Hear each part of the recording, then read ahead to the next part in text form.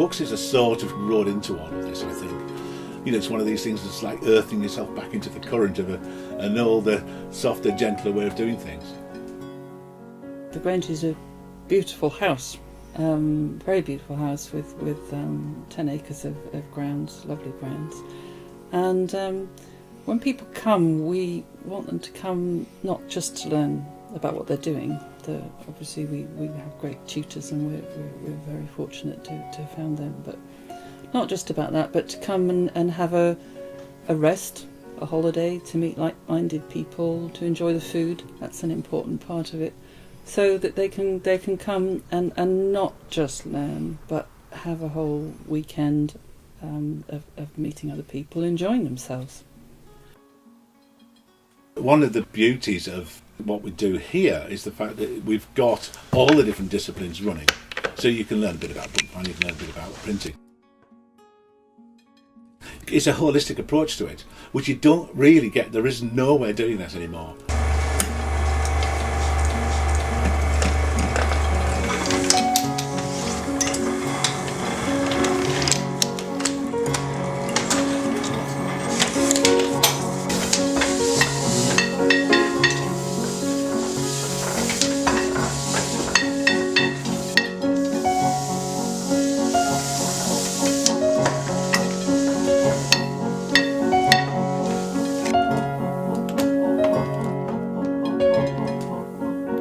It's quite important that people get to handle special founders type, going back way back into the early part of the 20th century.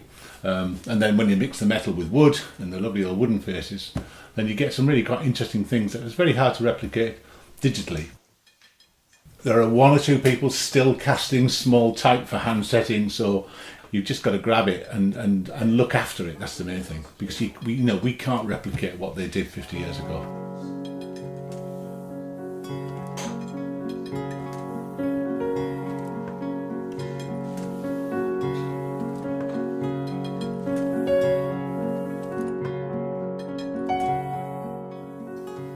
Metal press set up 1994. We set the press up in London to do limited edition books, specifically angling books. It was a list that we'd sort of found a little niche in and saw it and thought, no, that might be quite a good area to publish into. The books that we've published are not just about how to catch fish. There's a great literary tradition in angling and some superb writing that is not just to do with fish, it's to do with nature and sitting by a river and almost a meditation, in fact.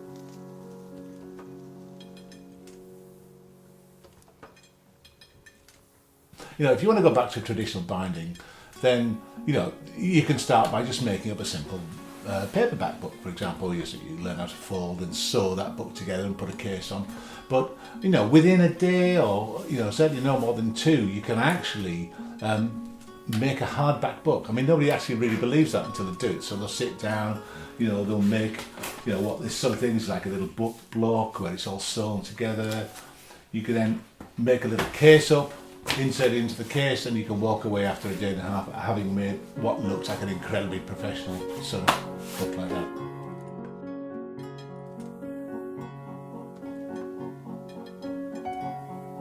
I mean, with marbling there's lots of different types. I mean, it's a technique that goes back 300 or 400 years, and it's essentially alchemy. I mean, it really should not work.